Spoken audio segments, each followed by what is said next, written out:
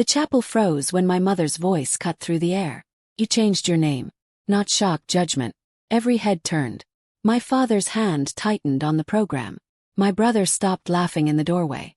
I slid into the second row seat, the page still warm in my palm, my new name printed in a black that looked almost deliberate. The name on the cardstock wasn't the one they gave me. It read, survived by her granddaughter, Araceli Sterling.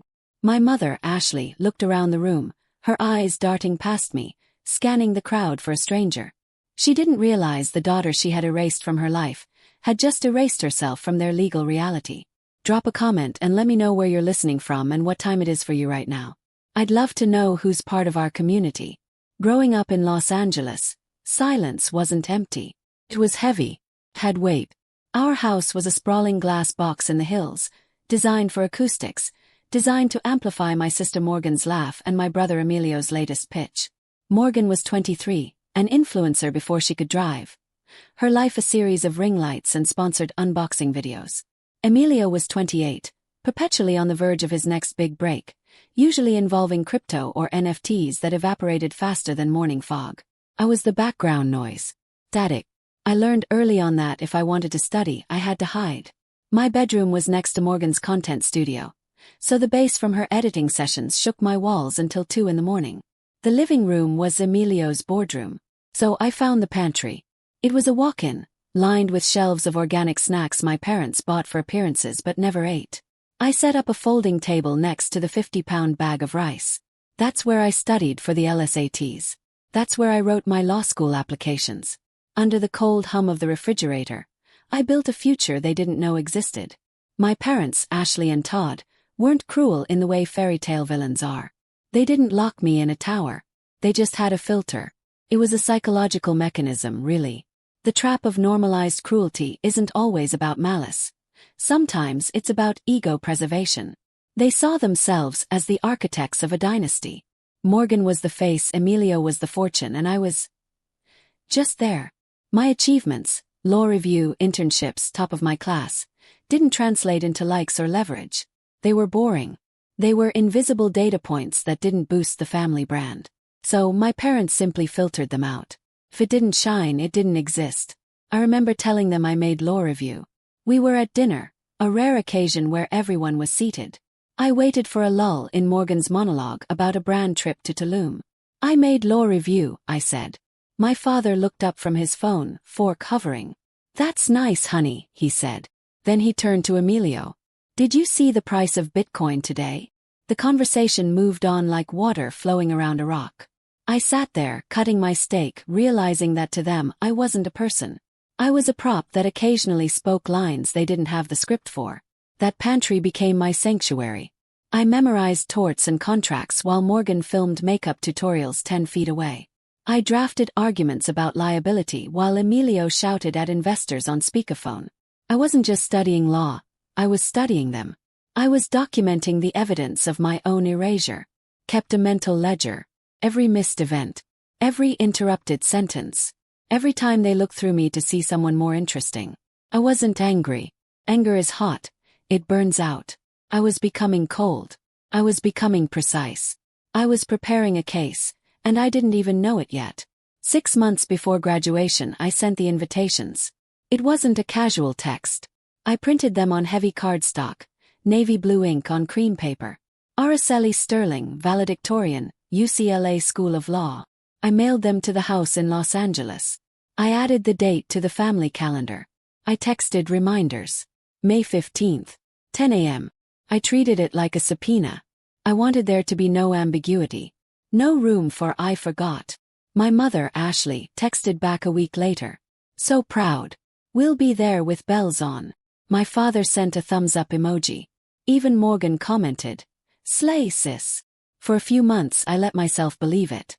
I let myself imagine looking out into the auditorium and seeing their faces, actually seeing me. Not looking past me to someone more important.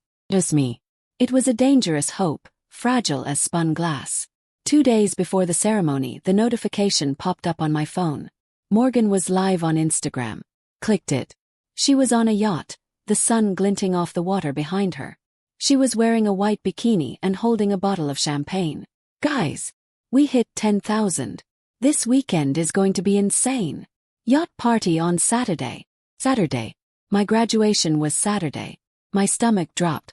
I checked the date on the live stream. Saturday, May 15th. Called my mother. She answered on the third ring, her voice breathless. Araceli. We're just getting ready for Morgan's thing. Can you believe it? 10,000 followers. A brand is sponsoring the whole weekend. Mom, I said, my voice steady. My graduation is Saturday. You said you'd be there. There was a pause. Long, heavy pause. Oh, honey. We thought. Well, Morgan's thing is a once-in-a-lifetime opportunity. Brand deal. We can celebrate you later. Maybe dinner next week. Later. That word again. Later meant never. Later meant after Morgan, after Emilio, after everything else was done. Hung up. I didn't argue. I didn't beg. I just sat there in my small apartment staring at the wall. The invisible chain of the survivor isn't made of iron. It's made of hope. It's the hope that this time will be different. The hope that if you just achieve enough, if you just become enough, they'll finally see you. That hope had kept me tethered to them for 26 years. I walked into the auditorium alone. I wore my cap and gown. I adjusted the gold cord of the valedictorian. When I walked onto the stage, the lights were blinding. I looked out at the sea of faces. Parents holding flowers. Siblings holding signs. I looked at the fourth row, seats 12 through 15. Me. 4 empty seats in a crowded hall. And in that moment the chain snapped. It didn't hurt. Felt like a weightlifting. They hadn't just missed my graduation, they had set me free. They had proven once and for all that I was alone. And if I was alone, I didn't owe them anything. I didn't waste a single tear. Emotion was a variable I could no longer afford. I drove back to my apartment, walked in and locked the door. The silence was absolute. It wasn't the heavy silence of waiting. It was the clean silence of a decision made. I sat at my desk and opened my laptop. I didn't open Instagram. I opened the Superior Court of California website. I downloaded Form NC-100. Petition for change of name. The cursor blinked on the line for proposed name. I didn't hesitate. Sterling. It was my grandmother Melanie's maiden name. The name she carried before she married into a family that valued volume over substance. Felt right. Felt like armor. I filled out the rest of the forms with the precision of a surgeon. Current name. Araceli Sinclair. Reason for change. Personal preference. That was the legal term. The real reason was survival. I printed the documents. The printer hummed, a mechanical heartbeat in the quiet room. I signed them in black ink. Then I opened a new tab. Apartment listings in Seattle. I filtered by quiet neighborhood and top floor. I found a 1-bedroom in Queen and with a view of the Sound. I applied. I paid the deposit from my savings account. The money I'd earned from summer associate positions my family thought were boring internships. I spent the next 3 days dismantling my life. I didn't pack, I purged. I donated clothes Morgan had gifted me. Items that were her style, not mine. I shredded old birthday cards that were signed with generic love, mom and dad stamps. I closed my local bank account and opened a new one under a pending name affidavit. I ported my phone number to a new carrier and blocked every single contact associated with my biological family. Not just immediate family, aunts, uncles, cousins. Anyone who could be a leak. It wasn't a tantrum. It was an administrative deletion. I wasn't running away. I was correcting a clerical error. I was removing myself from a roster where I had never been a starter. When the movers came, I didn't look back at the empty apartment. I got into my car and drove north. I watched the Hollywood sign fade in the rearview mirror, replaced by the open road. I felt lighter with every mile. I wasn't Araceli the invisible daughter anymore. I was Araceli Sterling and I was finally driving my own car. 2 years passed. 2 years of rain, of coffee, of silence. Seattle suited me. It was gray and serious. A city that didn't demand a performance. I worked at a boutique firm specializing in intellectual property. I was good at it. I was precise. I protected other people's ideas, just as I had learned to protect myself. Then Grandma Melanie died. I knew before they did. I had set up a Google alert for her name, filtered by obituaries in Los Angeles. When the notification came through on a Tuesday morning, I paused my work. I walked to the window and looked out at the Sound. I didn't cry. I felt a quiet, respectful grief. She had been the only one who saw me. The only one who slipped me books when my parents were pushing beauty pageants. Down in Los Angeles, the panic was setting in.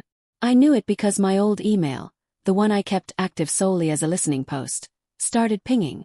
Alerts from people search engines. Someone is looking for you. Then, the whispers reached my LinkedIn, which was locked down under my new identity but still had tendrils in the legal community. Hey, did you hear about the Sinclairs? They're frantic. Emilio's crypto bets had finally imploded. Morgan's engagement rates were tanking, and brands were dropping her. They needed money. They needed Grandma's estate. But there was a problem. The will didn't leave the money to Ashley or Todd. It didn't leave it to the grandchildren they paraded around. It left everything to a ghost. They tried to find Araceli. They hired a private investigator. He found an empty apartment in LA. He found a closed bank account. He found a disconnected phone number. It was as if I had evaporated. They started telling people I had abandoned the family, that I had cut off my dying grandmother.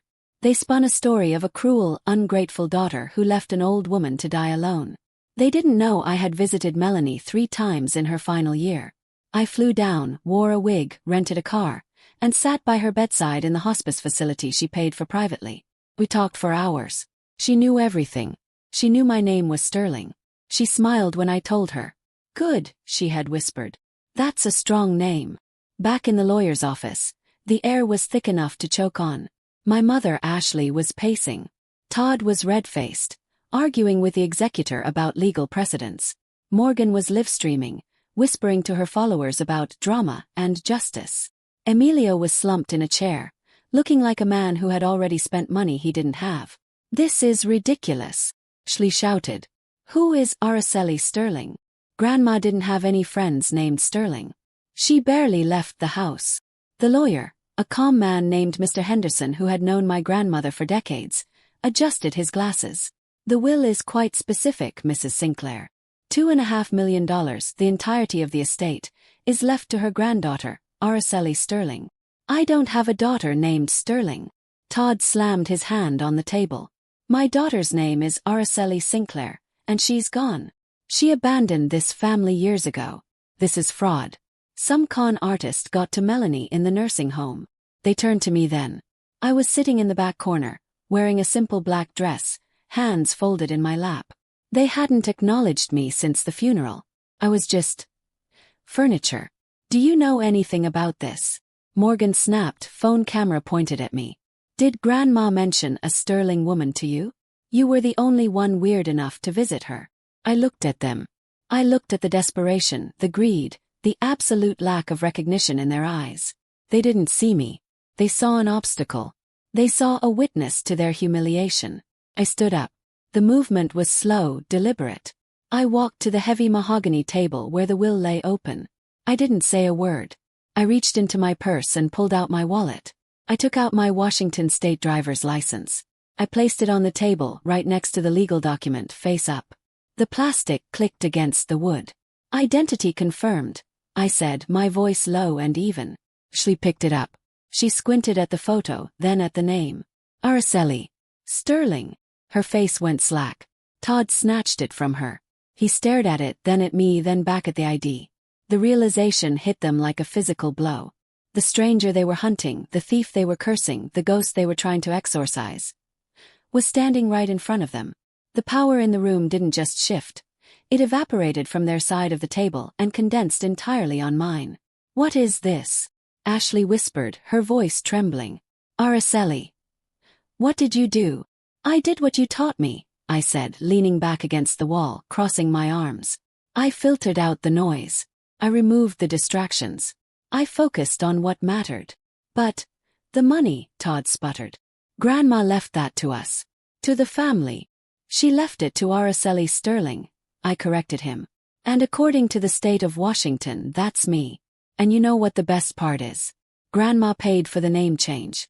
She signed the check for the filing fees. She drove me to the courthouse in her old Buick. She sat next to me while I erased your name from my life. The silence in the room was deafening. It wasn't the heavy silence of my childhood. It was the hollow silence of defeat. Morgan's phone was still recording, but her hand had dropped to her side. Emilio was staring at the floor. Ashley looked like she was trying to calculate a way out, a spin, a filter that could fix this. But there was no filter for legal documentation. We're family, Todd tried, his voice cracking. We made mistakes, sure. But we're family. You can't just take everything. I'm not taking everything, I said. I'm taking what was left to me. Just like you took the yacht party over my graduation.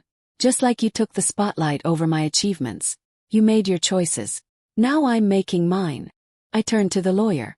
I'm ready to sign. I didn't look at them again. I signed the papers with the same black pen I used for my name change petition.